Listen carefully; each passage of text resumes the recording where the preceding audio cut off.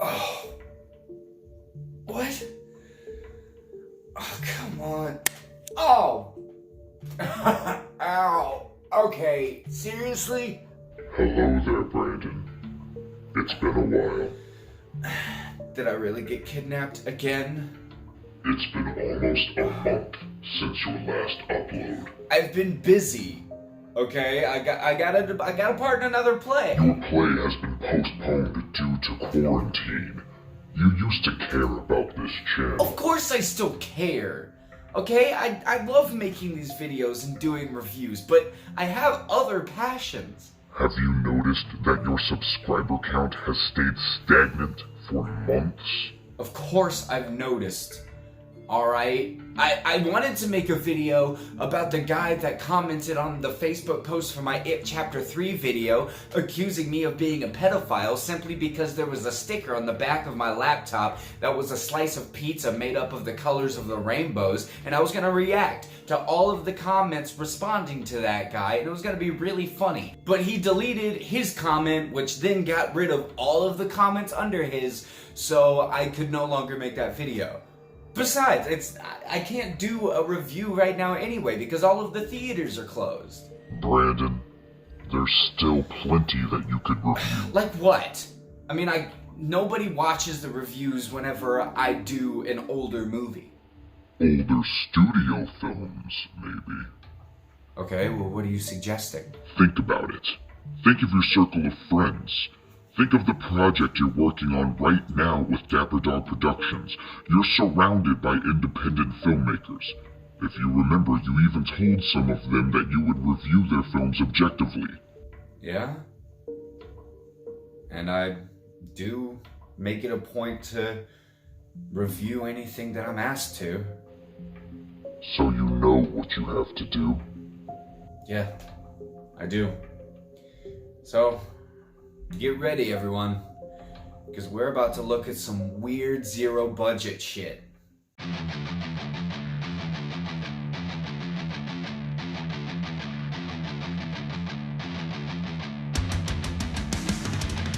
The first thing we're going to look at predates the Halloween special I did on my previous TBF review. It was an accidental short film created by my friend Matt Inman. I say accidental because it was originally just going to be a short sketch centered around what he was doing on his channel at the time, which was reviewing nothing but various Scooby-Doo films. He told me about a special entry on his list where the characters from Scooby-Doo parodied the Blair Witch Project, and it was called the Scooby-Doo Project. What started out as an idea for just a simple little sketch turned into a 20-minute long meta horror film in the style of found footage, and it just took on a complete life of its own.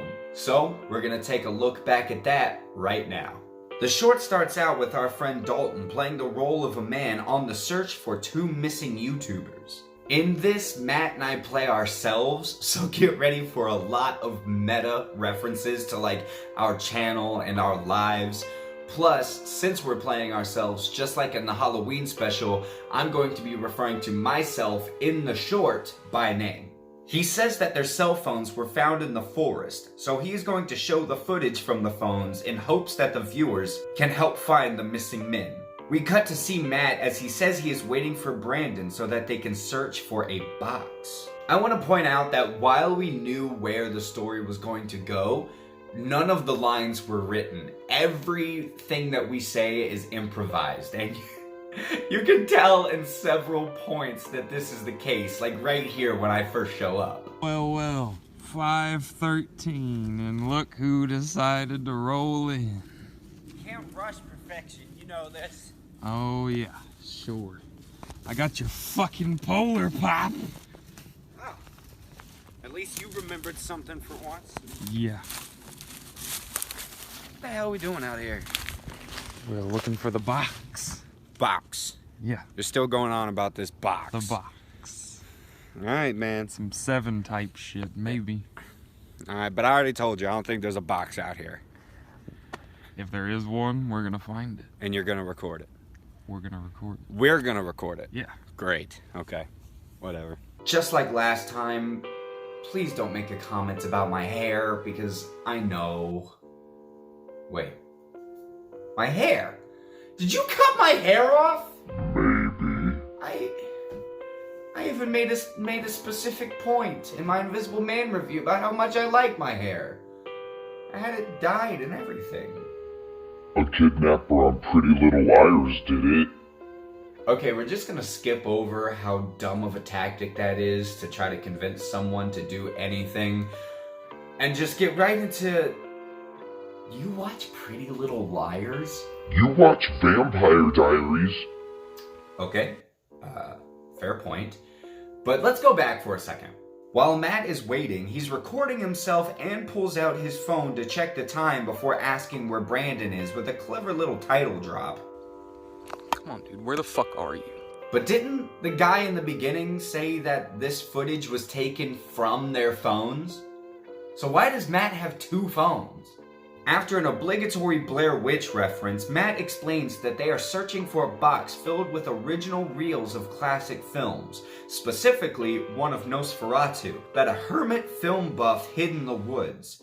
Brandon is adamant that there is no box and they are wasting their time. Matt continues and says that he plans on filming some skits for his Scooby-Doo series while they are out there. Speaking of out there, where's the Out There series, Matt? Matt explains to Brandon that they don't have a map and all he knows is that the box is in a trailer somewhere in the woods. We then follow the two guys traversing the woods while bantering back and forth, specifically about how Matt had been losing subscribers.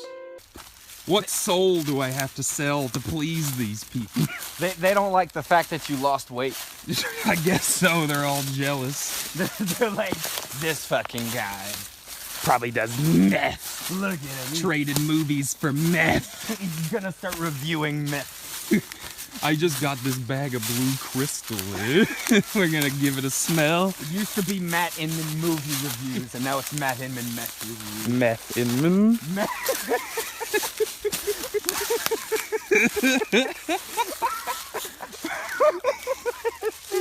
Those are genuine laughs, by the way. I don't know why that got to me so much, but it really did. The main thing to take away from this part, though, is with his reference to Blue Crystal, his apparent second cell phone, plus that goatee that he was rocking at the time, it really makes you wonder if Matt might have had a couple of people soaking in some barrels of hydrofluoric acid in the basement of a fast food chicken restaurant. Brandon then gets to comment on his channel where he talks about the Friday the 13th reviews he's doing. Because after movies like Jason Goes to Hell, I'm sick of this fucking franchise.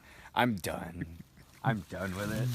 I'm done. That's still true. Matt falls over while trying to record and Brandon takes the camera and keeps it for most of the following runtime.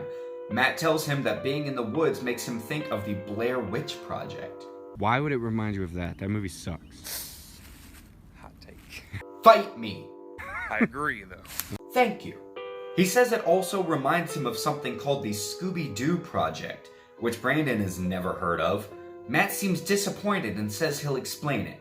First, though, Matt starts to tell him of a new series he wants to do called History of Horror.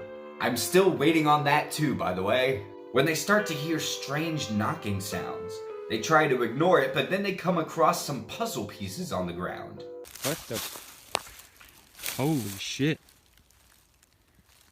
What? Okay.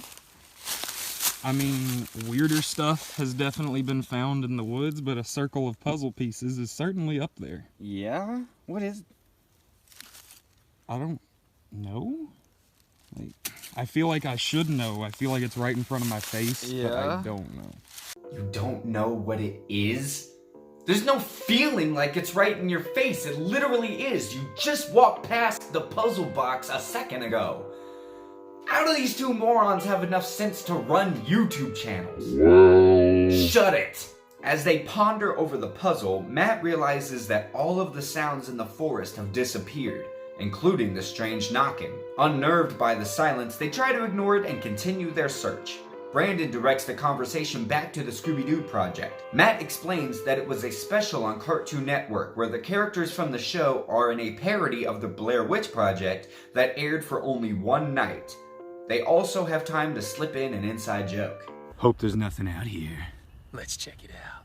Let's check it out was just kind of our way of making fun of the trope of horror movie characters diving headfirst into situations that are definitely going to get them killed. So it's just a bit of meta foreshadowing. Matt continues to talk about the Scooby-Doo project almost obsessively when they both hear a strange sound. Did you hear that? Hear what? The fuck? That tiny rustle of leaves was supposed to be unsettling, but it's basically unnoticeable. It just sounds like one of us walking around. Brandon and Matt become worried as they start to feel... And they agree that they need to either find the box soon or find their way home. How exactly are they lost, though? Because those are clearly street lamps right there. You're not even 100 feet away from the road. As it starts to get darker, Matt still continues to talk about the Scooby-Doo project, specifically about how meta the special is, which frustrates Brandon. As they go further into the woods, Matt comments on how the flashlight seems to be on the fritz. Brandon starts to get angry with Matt over how lost they are, and the two start to argue. Tensions continue to rise as Matt keeps talking about the Scooby-Doo project before they notice the lights in the horizon. You know, the lights that were just behind them a few minutes ago. When suddenly, a sound cuts their celebrations short. We're getting close. The hell was that? I have no fucking idea. Okay, let's move. Yeah, we gotta get moving. We gotta get the fuck on. Oh shit! They stop running to catch their breath. Matt makes a joke about being in the Blair Witch Project, which causes Brandon to snap and start an argument. They're cut short when they notice that they are back where they started, at the tree where they meet in the beginning, even though they are nowhere near the road. Brandon finally loses it at Matt, blaming him for getting them lost. Matt says that he didn't force Brandon to come with him and could have done the video by himself. After some insults are thrown back and forth, Matt says that he never even cared about the box of film reels and just wanted to make another video with his friend. This scene is the one that whenever I would show someone this short, I would consistently get questions. The main one being, why is Matt smiling the entire time that you're yelling at him? And I don't have an answer for that. I have no idea. It's just one of life's many mysteries. After we see Matt mumbling to himself about the Scooby-Doo project again, now holding the camera horizontally for some reason, they accidentally stumble across the trailer that they've been searching for. Once they look inside, they see that the only contents are the puzzle they saw earlier. Brandon snaps again and accuses Matt of staging this whole thing because of his prior comment about filming some skits, to which Matt responds by referencing another inside joke. I can't explain why there's puzzle pieces in the middle of the woods. Somebody's been following us. It's probably fucking Peter Parker. Peter Parker. Since this is another thing that always made people confused, I'll explain. Peter Parker was a random user on YouTube that would consistently comment on Matt's videos at the time, and there was even another reference to him in a skit that we did right before this called Don't Scream Scooby-Doo. I know what you're doing, and I know exactly who you are. This is Peter Parker. Who the fuck is Peter Parker? It's a random and obscure reference that really doesn't make any sense to anyone besides the two of us. Brandon repeats himself and says that he is over Matt's jokes, holding fast to the theory that all of this was planned. Brandon then says that he's leaving Matt behind, but gets cut short by a pounding on the other side of the trailer. After the flashlight goes dead, Brandon repeats himself again and blames Matt for... You're dragging me out here. And...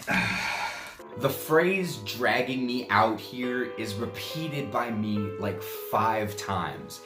And there are several other recycled lines all throughout this short, and it's because we didn't script anything. Everything was improv off the top. And the repetition is something that I hate every time I revisit this special. But we don't have much time to focus on that because...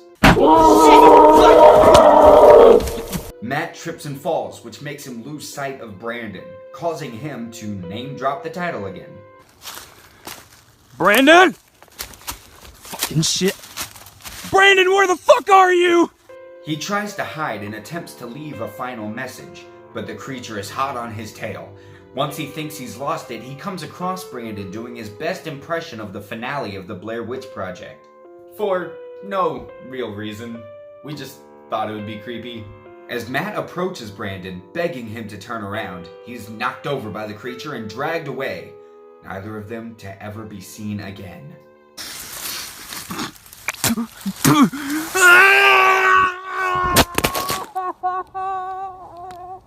This last shot of Matt being knocked over, spitting up blood, and then being dragged away was done so many times because he is such a perfectionist that he wanted my friend James, who was in my Halloween special, to actually spear him right in the ribs with his shoulder, and I'm pretty sure Matt had actual bruises from it. The dude is way too dedicated. But that's it. On April 27th, despite the fact that all of our marketing said April 28th, Matt released this to the world, and despite all of its flaws, I still love the hell out of it. Yes, it's cheesy, yes, it's campy, but it was originally supposed to be a parody of a parody, so what else was it going to be besides those things? I honestly enjoy revisiting this more than my Halloween special because we didn't take ourselves seriously at all while making it. Matt wasn't trying to make some pretentious character study like I was with my special.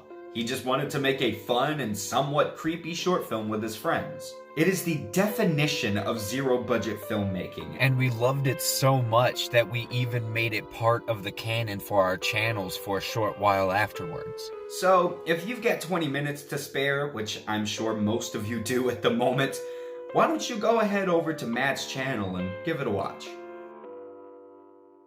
There, I reviewed my friend's movie. Can I go now? Not yet. There's one other friend you promised reviews to. Now you must uphold that promise. Fine. I'll do some of Good Shag's work. It's only fair. But then will you let me go? We'll see. We'll see. Why does that sound so familiar?